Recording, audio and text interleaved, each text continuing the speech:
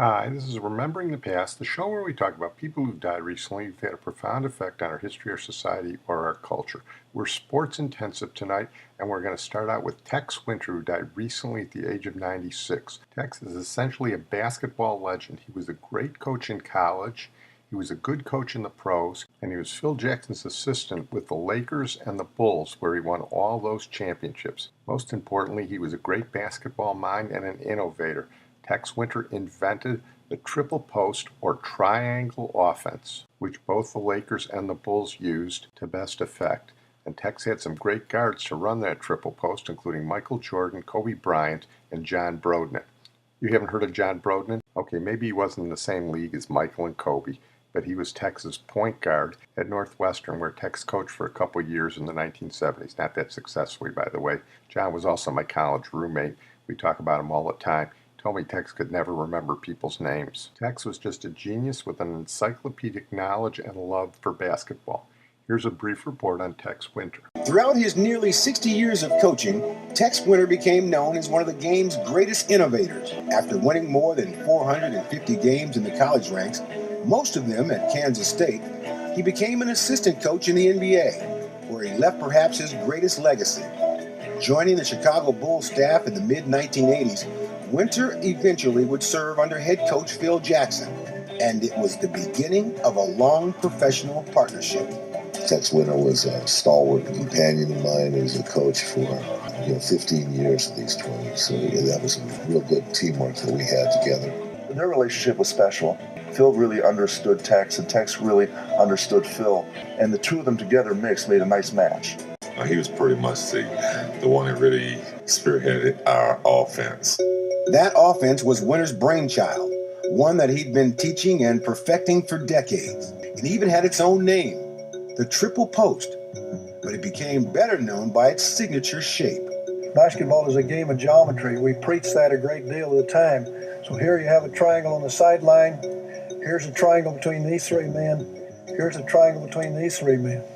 So that's why we call it the triangle offense. It was a ball movement, player movement offense. And a lot of us had not been exposed to that at all. So it was different, and it took a lot of time for us to kind of grasp it. He did not let any aspect of the offense go without being drilled upon. Applying Winter's offensive methods, the Chicago Bulls won 6 NBA titles in the 1990s. And when Phil Jackson became head coach of the Lakers, he brought Winter and the triangle offense with him, spawning a new dynasty out west. The Lakers' execution of the triangle offense has been flawless. A basketball purist who coached well into his 80s, Winter has had a major impact on the game and many of its star players. I call him Master Yoda for a reason. Tex and I actually spent a lot of time together breaking down film, and he as well as Phil is responsible for my evolution as a basketball player and seeing the game differently. I learned more about the game from Tex Winter than I learned at any other point in my basketball career. Tex never really believed he belonged in here. He just really didn't believe in sitting on his backside. That's about all there is to it. He kept working at it. He partnered with Phil. They ran the triangle. It was a beautiful thing. That last speaker was Tex's son at Tex's induction into the Basketball Hall of Fame. Well, one of the things I try and do on this program is to give you a little history that you can't get anywhere else. And Tex certainly had it about basketball. Here he is talking about Fog Allen, the legendary Kansas basketball coach. We talked about Fog Allen in the Clyde Lavalette podcast. He's the one who spirited Clyde away from Indiana to Kansas. I refer you to that podcast. And Tex also talks about Wilt Chamberlain and changing the rules of basketball. You'd have to say that, in my mind at least, that Fog Allen is really sort of the father of basketball coaches. He's the guy initially who really kind of tried to make a science out of it and develop plays and talked about strategies and talked about winning and losing. Then Fog, in his very last game, post was played in Fog Allen Fieldhouse against my K-State team, and we beat him for the conference championship. And that was his last game. I always, in some ways, felt a little badly about that. But Fog just took it in stride. He said, well, it's just another game, and congratulated me. And he called me Texaco. I had a very good relationship with him, and I liked the guy. He was ahead of his time in coaching, that's for sure. When I went back to K-State from Marquette, and then Chamberlain was recruited to Kansas, and of course everybody in the conference then said, well, they practically conceded the 3-year championships to Kansas. Freshmen were not eligible for varsity ball at the time. But I went over to see their freshman varsity game. They played it in old Hoke Auditorium, which is a terrible facility on University of Kansas campus, because everybody was talking about Chamberlain, this big guy. So I went over to scout the game, to see the game, and I actually saw this. I think to this day people don't believe it. He wasn't at the top of the circle, but he was about 3 steps behind it on a free throw, and he ran to the free throw line, took off, and dunked the ball. In the rules at that time, you could. I think I could have been very definitely instrumental because I was chairman of the basketball coaches rules recommendation committee, and I explained to the coaches at the convention what I saw and said that something's going to have to be done so that we don't have guys that getting to the point where guys can dunk the ball on the free throw line. Another one was that had an out of bounds plays where they threw it over the backboard from out of bounds, and he just was right in front of the basket, and he'd go up and stuff it. So I told the coaches at the convention, I said, I don't know about you coaches, but I'm going to put chicken wire above my basket. And they changed that rule. And Wilt, in his book, I don't think he even knew my name. He said that little coach at Kansas State tried to get rules in to outlaw to affect my games. Well, we're going to move on to our feature, another sports figure, and by way of introduction, here's the Green Bay Packer great Max McGee. Jimmy Taylor, toughest guy in football. Jimmy Taylor died recently at the age of 83. He was one of my favorite football players. He was a linchpin of the great Green Bay Packer teams of the 1960s. Number 31 is not only the greatest running back in Packer history, but he's easily among the top 5 fullbacks of all time. As Max McGee said, he was a tough guy and he loved to hit.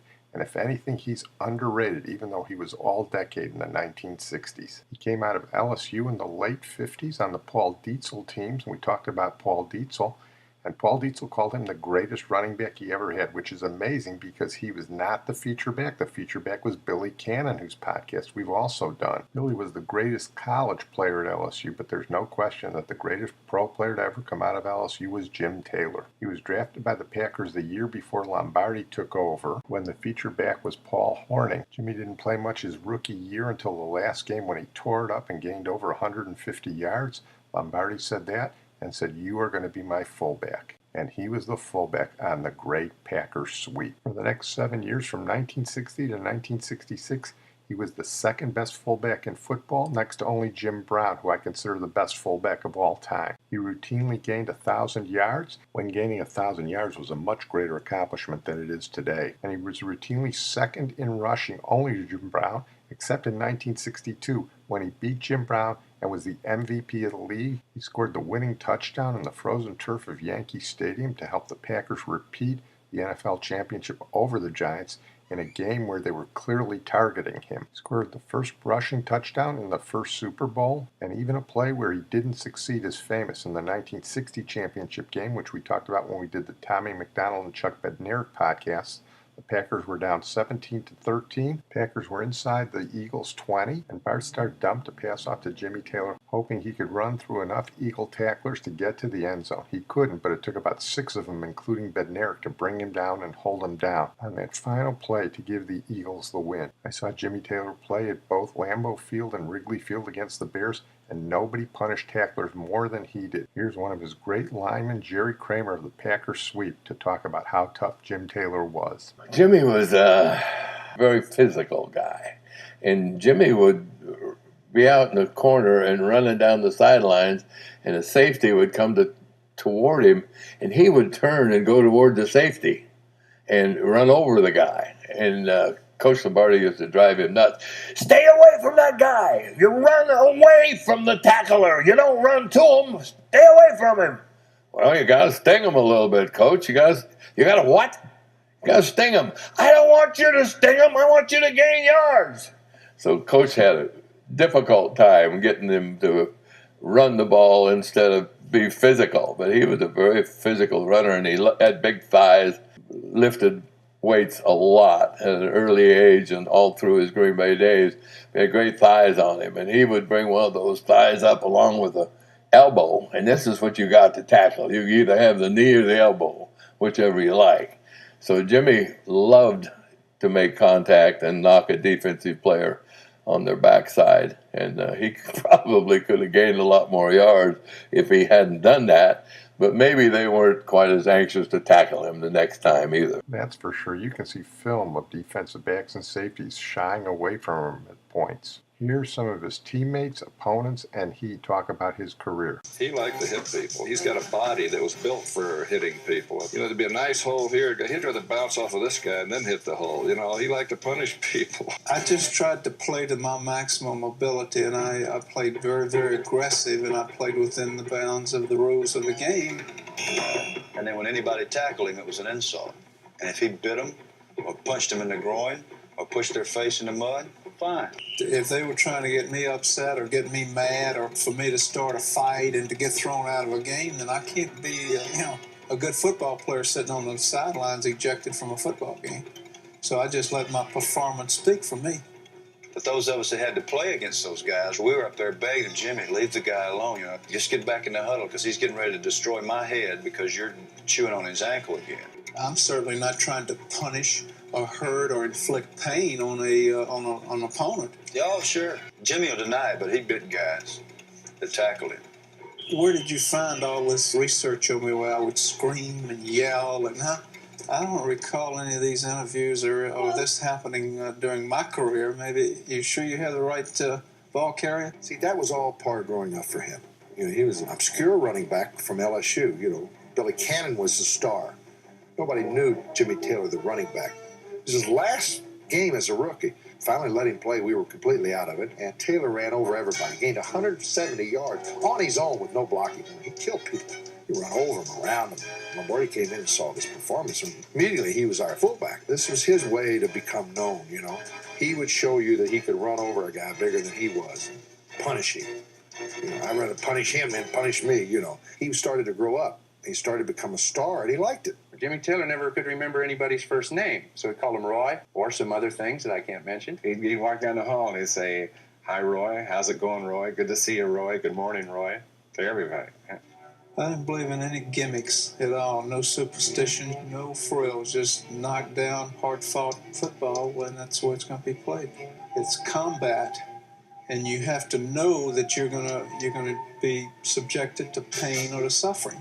So it's a matter of accepting all of this up front, saying, well, it is going to be painful. In the training or in the conditioning is where in your preparation. He was the greatest conditioned athlete that I had ever been around. When Lombardi would have the grueling grass drills for which he was so famous, he could never make Jimmy tired. And then we run our 200 yards. Jimmy, he said, "Don't breathe so hard. We want to set a good example for the rookies." I said, "What do you mean?" He said, "You're a veteran now. We want to set a good example, and you're huffing and puffing." I said, "Well, gosh, I got to breathe. I need oxygen." I said, "What do you expect me to do?" He said, "Just blow it out." But he would do all of that running, all those grass drills, and he was not breathing hard. He was just absolutely in perfect condition, and it was a test of courage to him. And I enjoyed football because of the competition and the combat and the pain and the suffering. I'd probably do it the same way. Only two fullbacks I ever saw better than him were Jim Brown and Earl Campbell. Well, I'm going to close on that note. I want to thank my producer and IT genius, Sid Tepps. And we're going to close tonight with Will Vinton, who died recently at the age of 70, the Academy Award-winning filmmaker who coined the term Claymation and created one of the most famous television commercials of the 1980s, the California Raisins. Long before there were computer graphics, he had his clay raisins singing "I Heard It Through the Grapevine" for the California raisin growers. The lead vocal was done by Buddy Miles, and we'll play a little of that, and then a little more by another Northern California guy, John Fogerty.